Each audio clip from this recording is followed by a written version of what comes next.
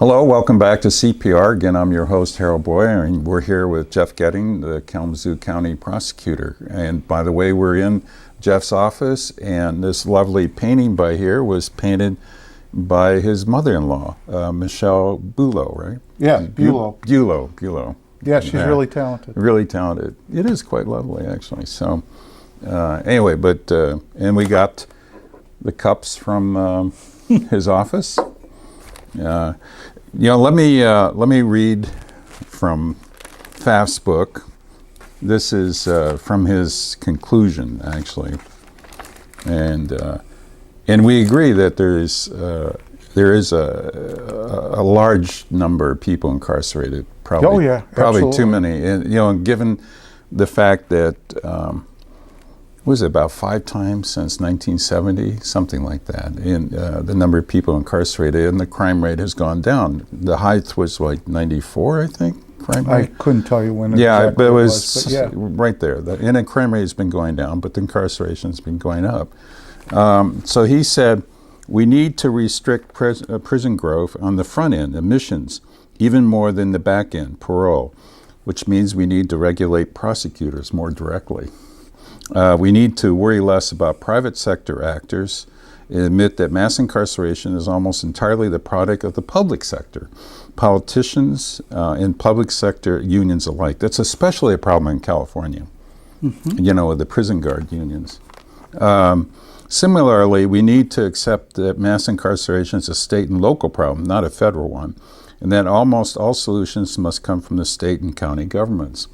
We need to correct the faulty incentives shaping enforcers' behavior, and we need to better insulate the criminal justice system from political passions. That's hard to do.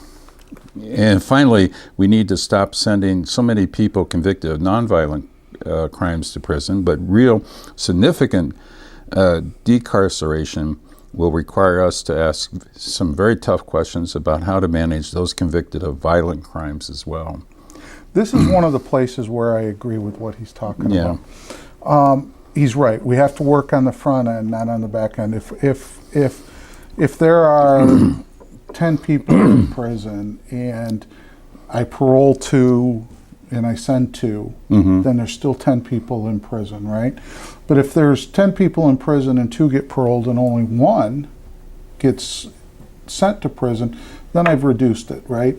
The real work on incarceration has to come not from parole reform or not from reform actually within the Department of Corrections. It has to come on the front end, the number of people that we're sending to prison. One of the problems we have when we talk about like Michigan's prison system, and we've reduced the number of people in prisons over the last decade by 20%, which is fantastic. It's significant, yes.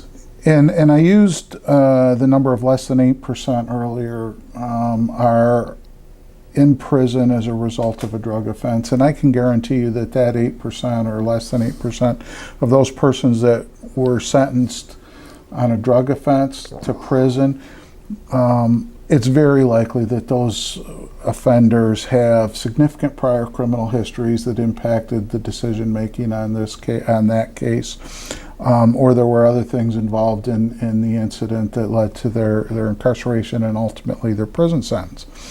But in Michigan, 70% of the people that are in prison, over 70% of the people that are in prison on a violent offense.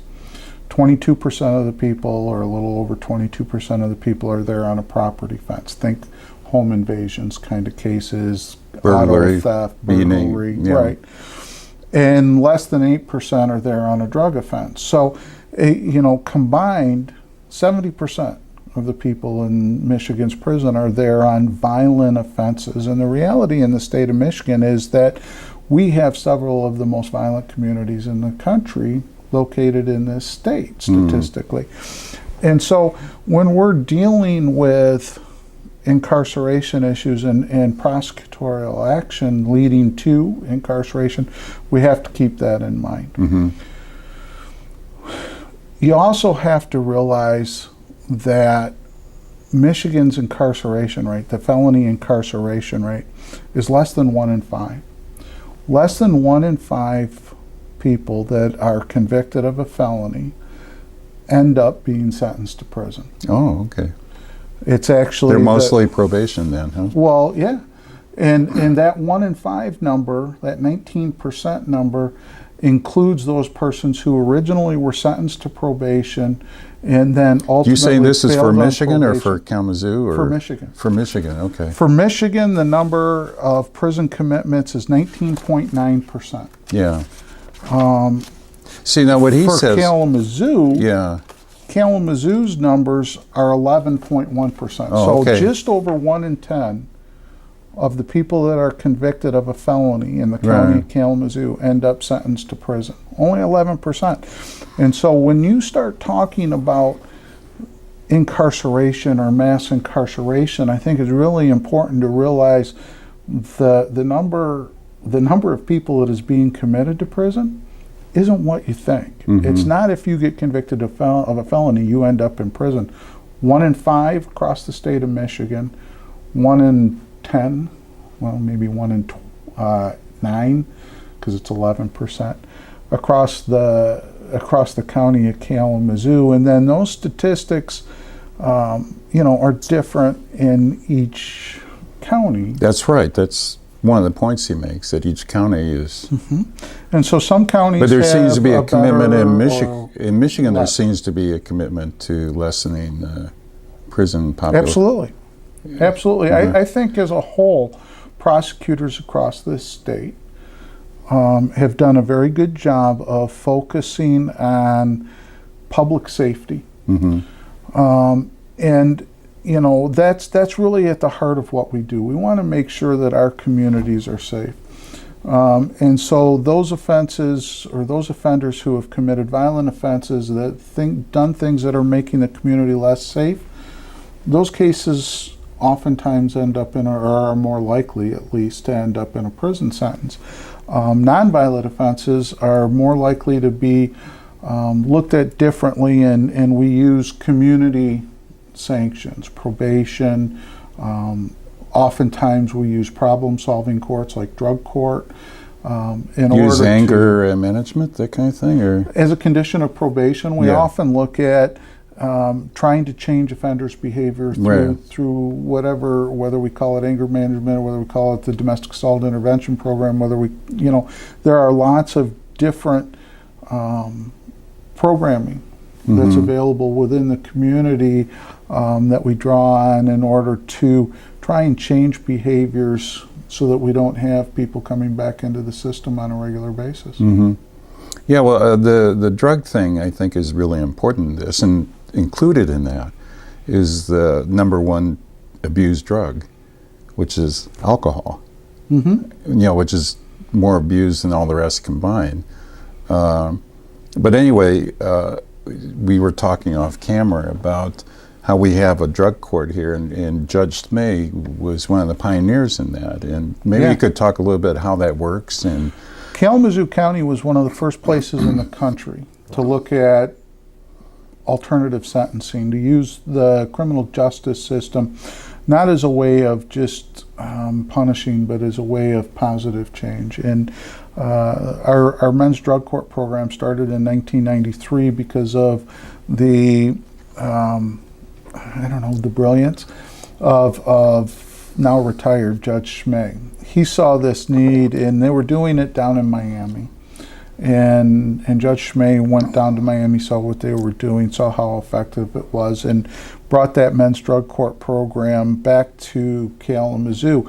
This approach, these problem-solving courts now have spread across the state, they've spread across the country, and they're effective. They're an effective way of us addressing those underlying issues that are bringing people into conflict with the system. And they've proven so effective that now we not only have a men's drug court program, but we have a women's drug court program, a juvenile drug court program. We have a mental health court for adult. We have a juvenile mental health treatment and recovery court. We have a family dependency court on abuse neglect cases over on Gull Road and family court. We have veterans court, and We have a enhanced probation program modeled after Hawaii's HOPE program that we run here in Kalamazoo as well. We're always looking for alternative ways to better address those issues that are bringing people into the system than simply locking somebody up. Right. Because if what we do is just lock somebody up, you know, everybody that we lock up, almost everybody that we lock up gets released, right? And when they get released from jail, or if they get when they get released from prison, they're coming back into this community. And if we've done nothing to address those underlying issues, whether it be alcohol abuse or drug abuse or a lack of education or job training, it's hard to expect somebody to succeed when we haven't given them the tools to. You know, it makes me think the Parkland, the school in Florida, Parkland School, that the young man who did that was expelled from school, and he didn't have any support, didn't have any therapist, didn't have a job, no prospects for a job. And, you know, it just makes me think, you know, if we don't help people, you know, then we get hurt in the end. And, you know, and a lot of these issues, Jeff, you can't solve, the police can't solve.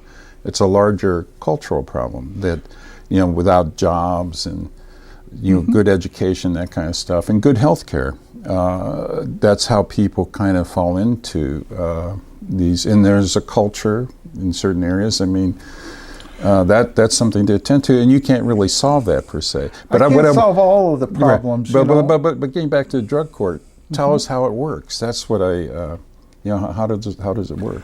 All right. Well, in all of these problem-solving courts, the emphasis is on regular contact with the court system, regular contact with the judge, making sure that we are providing services and opportunities at those services for the offenders, in order to make sure that they're getting mental health treatment, that they're getting drug treatment or substance abuse treatment, that they're getting. We have 2 OWI courts that operate here in Kalamazoo, as well as drug courts, so that they're getting, you know, treatment for alcohol abuse or drug abuse. They're getting help with their mental health issues. There's increased accountability, because people are seeing the judge on a regular basis, and there's this community that develops within those programs where it's not just the system holding people accountable, but it's people holding each other accountable for their progress through the system. And what we've found is that, one, it's far less expensive than incarceration. You know, we'll spend $3,000, $4,000, $5,000 a year in a problem-solving court. We'll spend $35,000, $50,000, $100,000 a year, depending on a person's needs, in a prison system. And so it's cost-effective. It's better for the community because we're helping people to become better able to work within the community, within society, as contributors and that's positive role one of the main models. reasons is that incarceration has dropped, right? Yeah, absolutely. You know, you say 1 in 9, right? Right. Yeah. Especially when we look at a county like Kalamazoo, Right. where we have, you know, a large number of problem-solving courts and opportunities to use those types of programs. It really has made a positive impact on how the criminal justice system functions. Okay, good. Well, and we'll talk a little more about solutions and some other issues in our next segment. Be right back.